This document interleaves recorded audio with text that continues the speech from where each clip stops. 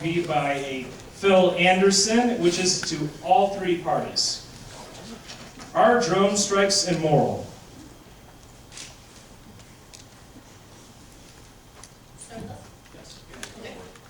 No, we wouldn't say that drone strikes are immoral.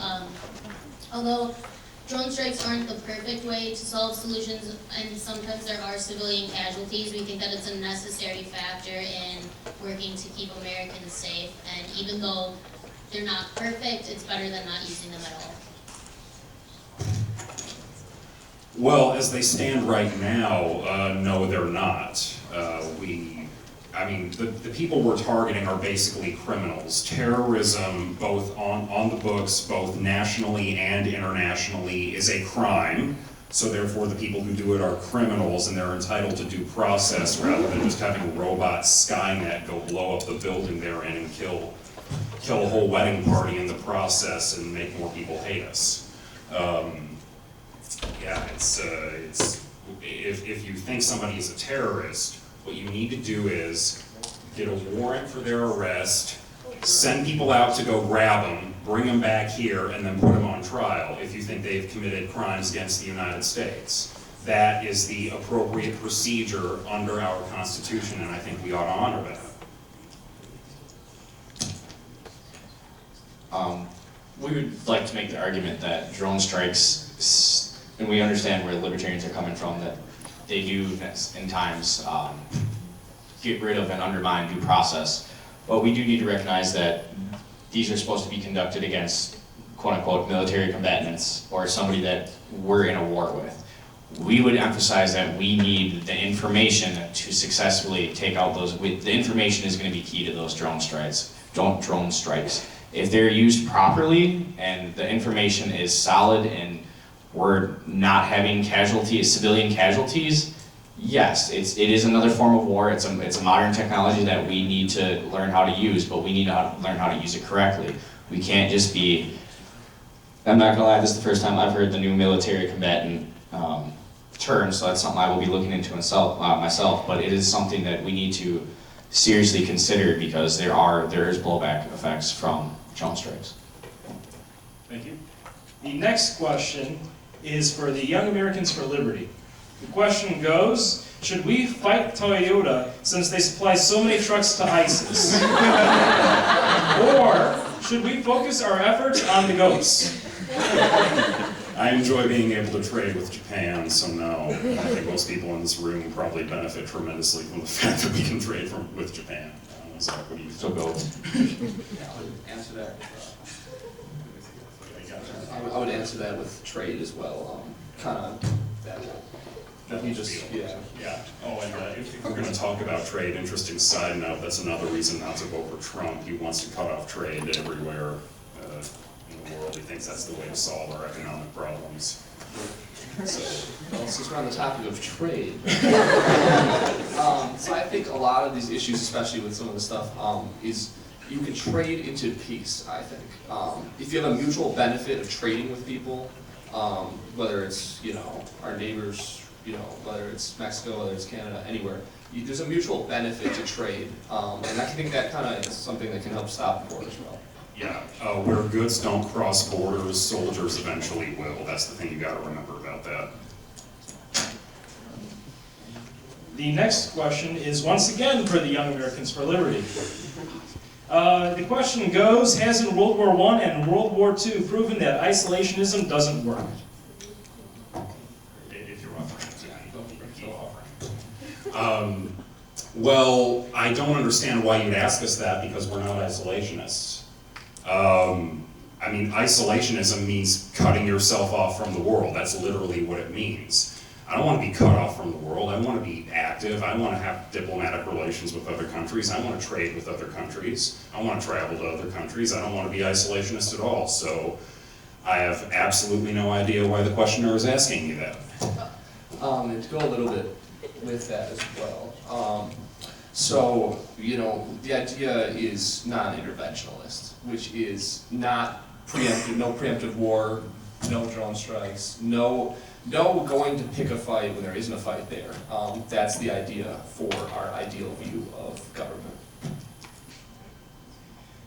All right, the next question is going to be for the college Republicans. It goes, if guns make you safe, why are handguns not allowed at the Republican convention? It's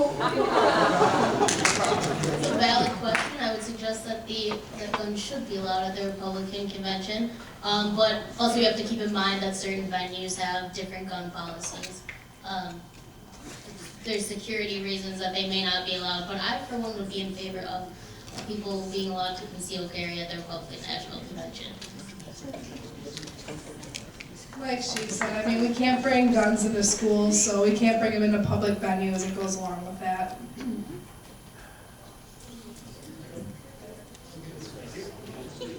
You guys are for gun control? A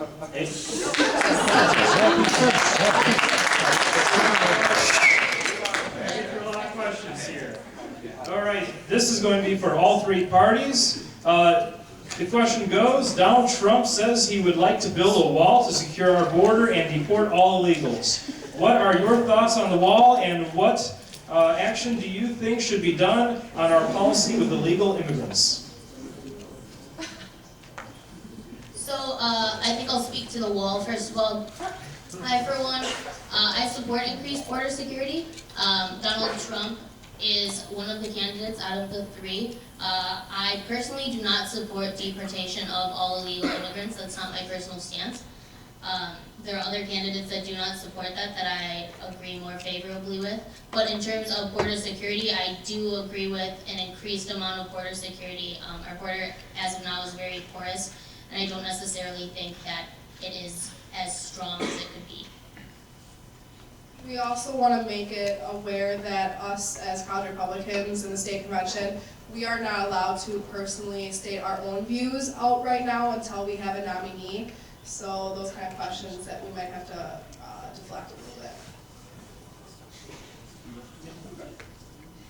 bit. So there's a lot I would like to talk about with this, but we only have a minute. So during my 30 seconds, I'll just say there's a piece John Oliver has done on this wall.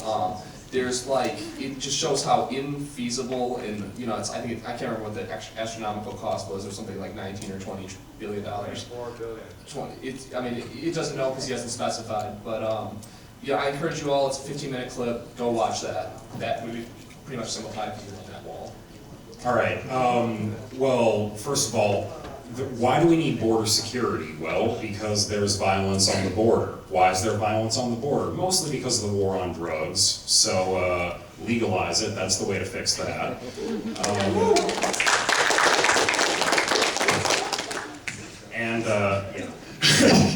And also, there's absolutely no reason for us to not have open borders. We actually live in the safest time in human history. You're less likely to be killed now than at any other time in human history. All right. Violence is just not that big of an issue when it comes to border crossing. Andrew. Going off what Zach said to the John Oliver video, he points out that we tried building a fence at one point, and we ran into many problems with that fence dealing with the border and people living on that border on both our side and on the other side, and how it was affecting their lives in a very negative way. There's, like you said, go watch it. It's really good. And the border fence, like it failed tremendously. And so, doing something like a wall that's amping up that failed process is only going to fail harder, and it's not the way to solve our problems. We also do need to take a serious look at our immigration policy and how broken it is. We end up doing more harm to the countries that these immigrants are coming from because we're only accepting a very select few of the top percent. Those that are well educated, those that have abilities that are going to transfer right away in America. But when you do that, those individuals come here and their money gets made here. It doesn't go back. It doesn't always go back to their home countries, and it perpetuates the problems even more for the countries and why they're coming here originally. All right, thank you. The next question is going to be for the Young Americans for Liberty. It goes, Donald Trump has become an increasingly controversial figure in politics. In what areas do your party's views align with and depart from those of Donald Trump? I can't think of a single thing I agree with him on. I'm sorry, I'm drawing a blank. I'm trying to think here too, but I can't come up with anything right now.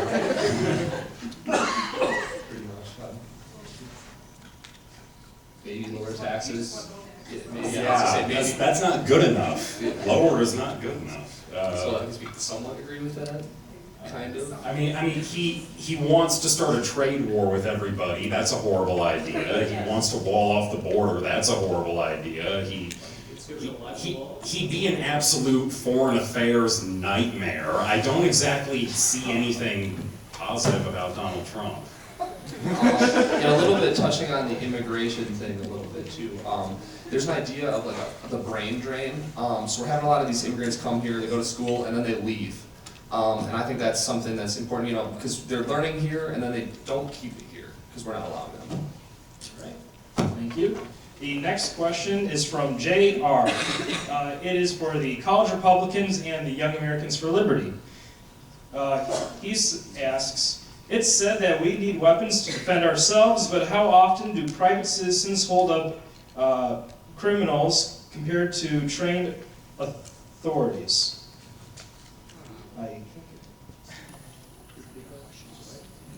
Yeah, it says criminals as well.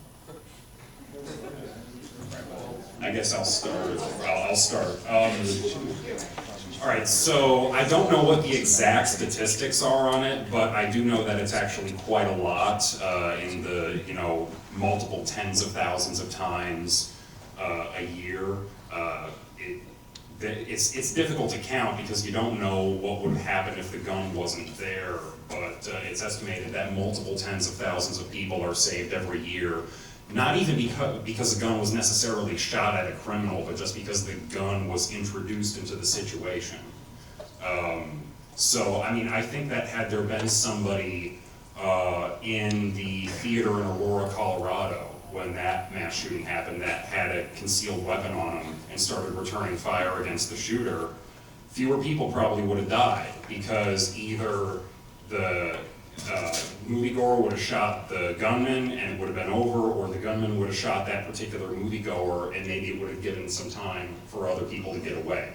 So, I mean, you do have the right to defend yourself, and you should be able to defend yourself, and it's a tremendous asset when there's someone there who does have that capacity in that situation. How about the first graders? Are they supposed to be armed too? No, but teachers, I think that brings teachers into it. I don't know why you're laughing though, because it happened. First graders. Sure it happened. It has happened, and that teacher was not armed to defend herself or her students. I think, I think this, I'm going to agree with you on that. You don't know how much it's going to help until it actually happens. So you can, recently actually, there's been a lot of reports out on their stories put out. I hate to bring this up into it, but Fox News and CNN always likes to bring these stories to light about the people who have been able to have concealed carry, who have protected themselves. But again, we don't know what's going to happen, but it's best to protect ourselves so if something does happen, we're ready and prepared and we can save ourselves. And I would just go back to the idea that a good guy with a concealed carry permit and a handgun is always going to be more effective than a gun-free zone. Concealed carry protects us. People that are law-abiding and responsible with guns can use them safely and should be allowed to use them to defend themselves and people around them.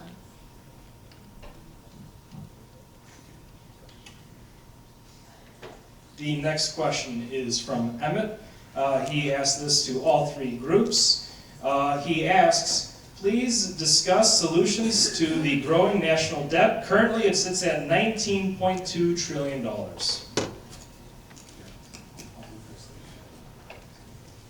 So there are quite a few solutions that come to mind when we think of the national debt. One of which would be passing a budget that can balance within a shorter number of years. Paul Ryan has introduced a budget that balances within 10 years.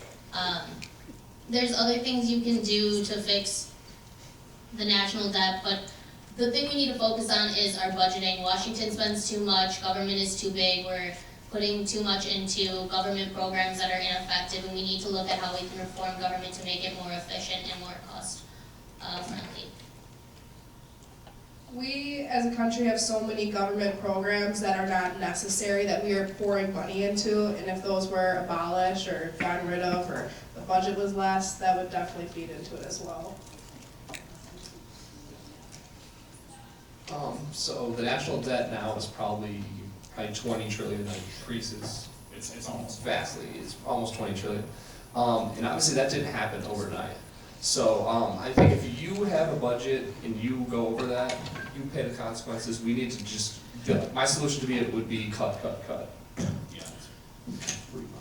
Well, the thing you have to realize, though, is that we have two parties. One of them wants a lot of warfare spending, the other one wants a lot of welfare spending. And for years, the way that they compromised, like back in the days of Tip O'Neill, for example, was they'd come together and they'd say, all right, you want more for military? You want more for welfare? All right, well, we can always borrow more, so let's just do both.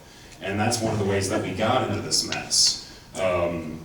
Yeah, you just have to cut, cut, cut. And when we say cut, I don't mean argue about what are the automatic increases are going to be, like what they're really talking about when they say cutting in Washington, but actually deciding whether or not certain departments or agencies or programs should even exist at all. I guess if anything, I think definitely we should stop deficit spending, and also, putting so much towards war in the military and such. But we also have to take a look at the people that got us into this mess too. I mean, a lot of those Republicans, it was during their administration when a lot of this went downhill, and things started going crazy. And Obama has done a lot of things that have fixed it and stabilized our economy and put us on the right track. I feel like, I'm sorry, the Republicans and Libertarians don't really have anything to offer to actually get us out of this, but just digging us in a bigger hole and just making it better for the wealthy. And just real quick, to comment on the Paul Ryan budget, the first path to prosperity and the second path to prosperity got checked by PolitiFact. Neither of them did balance out. I did a study and a paper on the first one myself, studied the 1,700-page document. It does not balance out. Terrible. All right. The next question is for the Young Americans for Liberty. It goes, while I agree with your premise of less involvement in the Middle East, realistically, are you concerned about the fallout in those countries after the U.S. is no longer present? Sure. So, like I said earlier, we have bombed Afghanistan, Iraq, Pakistan, Somalia, Yemen, Libya, and Syria. I mean, are we worried? Sure, there's going to be a power vacuum. There's people like Saddam Hussein, there's people like Muammar Gaddafi. They're not good people, they're not, but they have their, they have everything together. And they had stability. I mean, a lot of the reason ISIS even formed was from, taking, having things happen in Iraq and that kind of stuff. So I think, there's going to be an initial backlash at first, but in the long run, not killing people and not taking their resources and that kind of stuff just seems like a no-brainer to me at least. That kind of thing. Periodically overthrowing people's governments is generally known as not a particularly good recipe for stability in that country. I mean, I think that's pretty common sense. So if you want these people to have a stable future, at first it won't be pleasant, but you gotta let it happen so that things can start to restabilize. This question is for all three groups. And they ask, under your candidate of choice, will taxes go up? We can't specifically say who our candidate of choice was, but under all three candidates that are still in the Republican Party, your taxes would go down, not go up. The only people's taxes that might go up is the 1%, Ted Cruz eliminating the IRS, taking away loopholes for the wealthy. Their taxes theoretically could go up. But in terms of people in this room, and in terms of students, your taxes would be going down under all three candidates. We can't talk about it, so. Yeah. Well, as I said, sorry, no, you gotta reset the timer. Okay, as I said originally in our introduction, we are not allowed to endorse any specific policies or candidates due to our 501c3 tax exempt status. It just so happens we like avoiding taxes more than we like endorsing things. So, I mean, well, first of all, I don't have a candidate of choice in either of the two major parties, so the premise of the question is kind of a non-starter. But what I'd like to see happen, as I said earlier, was I'd like to get rid of all taxes. I think they're a form of institutionalized theft, and they're wrong. And we don't need them. We can fund the government in much better, non-aggressive ways where we don't have to threaten to throw people in jail if they don't cough up half their money. All right, and I'll comment, but again, this is going to be individual views. This would not be the views of the College Democrats of UW-Whitewater or Democratic Party of Wisconsin, because we kind of have the same thing. We don't have a platform. But personally, as an individual, the Bernie tax plan, which I personally support, it will raise taxes, but it's going to save you more money in the long term with the Medicare for All. So there's been a lot of smearing about his policies that, oh, it's going to raise taxes. It's going to raise taxes on those individuals making more than $250,000. And just a little quick poll, I mean, if you don't want to raise your hand, that's fine. Anybody in here making more than $250,000 right now? Oh, there you go. Okay. See, that's why I said I knew there'd be a couple, but those are the individuals whose tax rates are going to go up. Under this plan, not the middle class. And plus, you're going to be saving more money on the Medicare for All plan that he has proposed. And again, that is just mine, that is not DPW or the College Dems. That is me. All right, the next question is once again for all three groups. And it is asked, why shouldn't students who have legally gotten licenses and have been deemed capable by the state be allowed to conceal carry on campus? So there was legislation brought up in the Wisconsin State Legislature, which I'm sure is why one of you asked, to allow students to conceal carry on UW campuses. That legislation so far isn't going anywhere. My personal view, I believe that we should be able to carry on UW campuses, but as of now, the legislation doesn't look like it'll be advancing or being sent into law. We have Steve Nass come in every once in a while, and he's definitely a great person that talks about that. So, College Republicans meets on Wednesdays at 8 o'clock, so if you ever want to hear him talk, he's great about that question. All right. Well, I guess now that you've made a plug, I have to make a plug. Young Americans for Liberty meets Tuesday nights at 6 p.m. in UC 262. We'd really appreciate it if you come out and see what we're all about. As far as the question goes, yeah, sure. I would definitely support if the university wanted to change that policy and make it so that you could carry. It's a little bit of a conflict of interest for me, though, because I'd like universities to be able to have more autonomy, and having the state come in and say you must let people carry guns that's a little bit problematic for me. But the principle in general of should people be able to conceal and carry on college campuses if they've been licensed to do so, or in my opinion, even if they've been not licensed to do so, I don't think the licensure should exist. Yeah, absolutely, you should be able to conceal carry. We would make the contrary argument and say that no, that is not one of the best ideas to have on campus. And I gotta throw a little plug in there. College Dems do meet on Wednesdays at 5 o'clock in Highland 1308. But nonetheless, more guns isn't the answer. And having guns, and especially to us being Whitewater, we all know that we have a reputation for drinking a lot. I know there are state laws that ban you, that prohibit you from having your concealed carry firearm with you while you had a certain level of alcohol.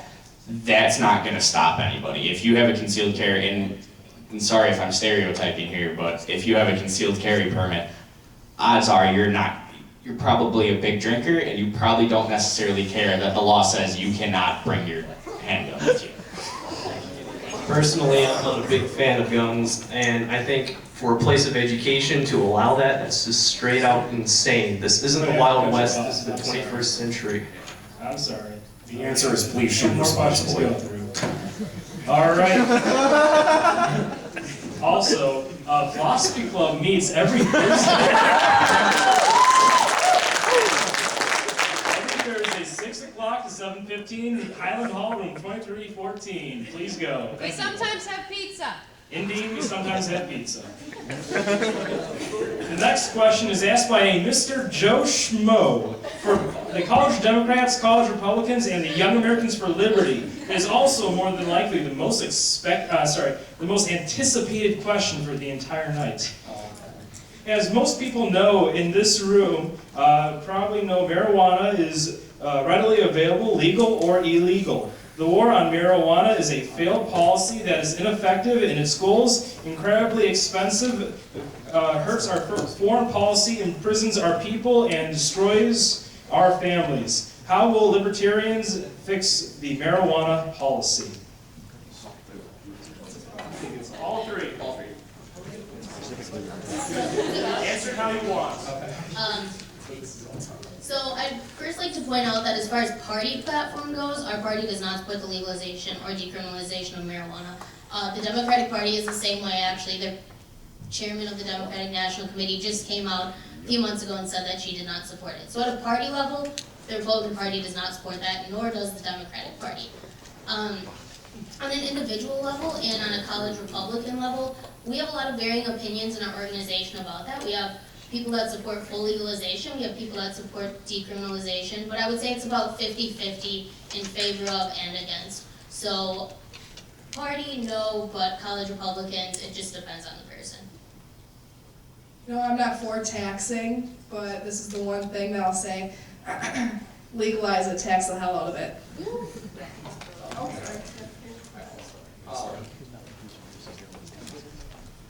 I'll go ahead, okay. So for up to me, I would legalize all drugs and focus on rehabilitation and focus on that. We don't focus on that in this country. We have more people in jail than anyone. A good pointer I always say is Rwanda had 50,000 people in jail for genocide, and we still have per capita more people in jail here than anywhere else. I'll try to get as many statistics in here as I can. 1 in 3 African American males in this country will end up in jail at some lifetime, and most of that is statistically from drugs.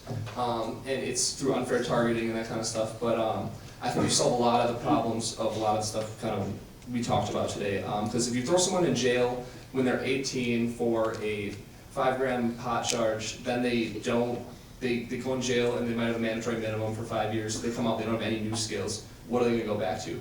It's just a big cycle that I think perpetuates that. I think a lot of it can be solved by just legalizing all drugs across the board. And it's none of the government's damn business what you do with your own body. Again, as Allison mentioned, this is going to be more based on opinion from the college Democrats, but if you couldn't imagine, majority of us are for the either legalization or decriminalization of marijuana.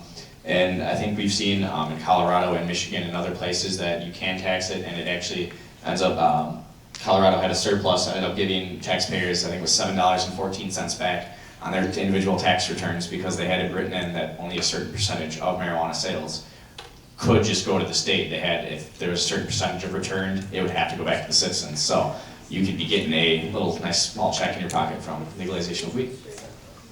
Also, on top of that, the party platforms are actually getting rewritten and changed in 2016 of the summer. So I believe you're going to see that marijuana, at least decriminalization and medical, might, very well be considering Clinton and both Sanders. Well, I know Sanders for a fact supports it, and Clinton has been moving more towards that direction as well. She has come out and said it, but with 23 states legalizing medical, almost reaching half, it's only a matter of time before it all changes for the better. I guess another plug is coming. So on April 5th, we, the Young Americans for Liberty, are hosting an event called Incarceration Nation to increase awareness about the need for criminal justice reform.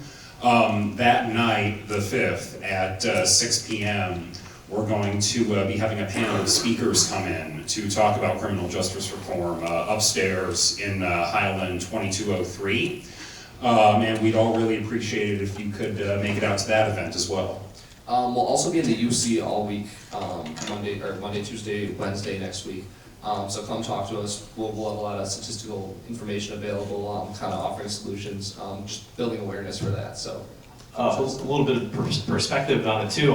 Like America here, we have 2.2 million, I believe, in jails, but in China there's like 1.4, and they definitely have a much bigger population than us. So, And a much harsher government.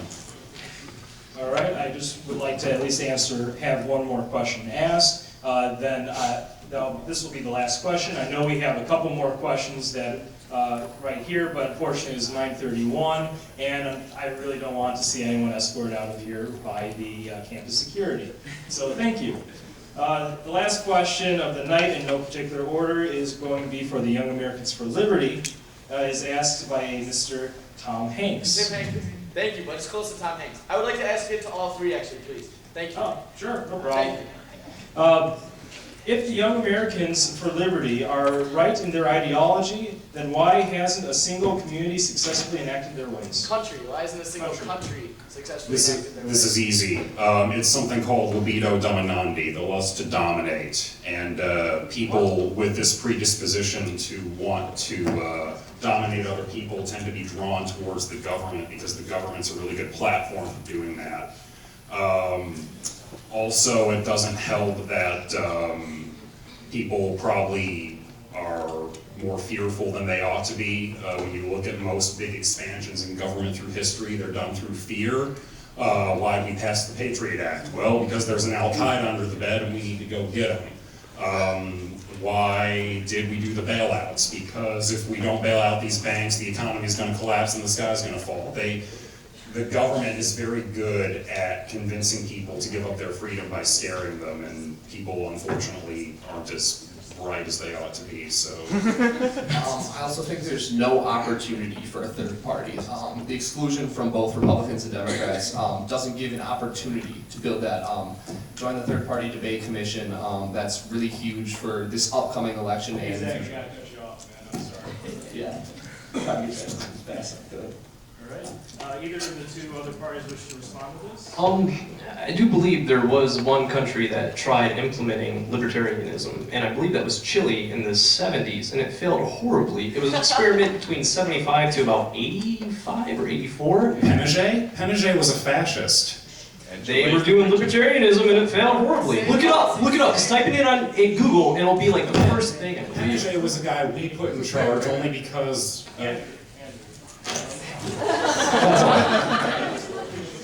they were fascists, not libertarians. Look it up.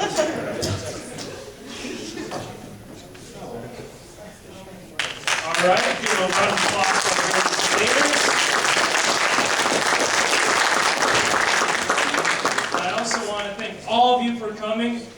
Without you guys, we would not be here, and this event would not be happening. I hope all of you have a safe trip home and have an excellent evening. And one last thing, just make sure you guys remember April 5th is the primary voting, so make sure you get out to vote. Bring your proof of registration if you're not registered. Same day registration. Same day registration. Make sure you have a valid photo ID, and you can get your vote.